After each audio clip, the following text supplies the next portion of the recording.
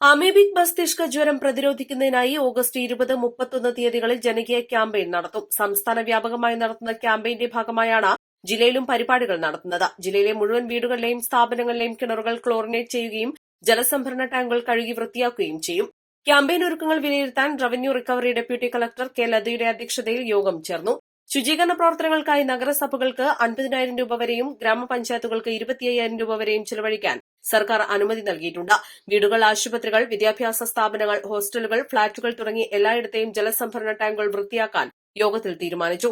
തദ്ദേശ സ്വയംഭരണ സ്ഥാപനങ്ങൾ, ഹരിത കേരളം മിഷൻ, ജലവിഭവ വകുപ്പ്, വിദ്യാഭ്യാസ വകുപ്പ് എന്നിവയുടെ നേതൃത്വത്തിൽ പ്രവർത്തനങ്ങൾ നടത്തും. റിസോർട്ടുകൾ, ഹോട്ടലുകൾ, വാട്ടർ തീം പാർക്കുകൾ, നീന്തൽ പരിശീലന കേന്ദ്രങ്ങൾ എന്നിവിടങ്ങളിലെ ജലം ക്ലോറിനേറ്റ് ചെയ്യുകയും ക്ലോറിൻ അളവുകൾ തദ്ദേശ സ്ഥാപനങ്ങൾ പരിശോധിക്കാൻ യോഗത്തിൽ തീരുമാനിച്ചു.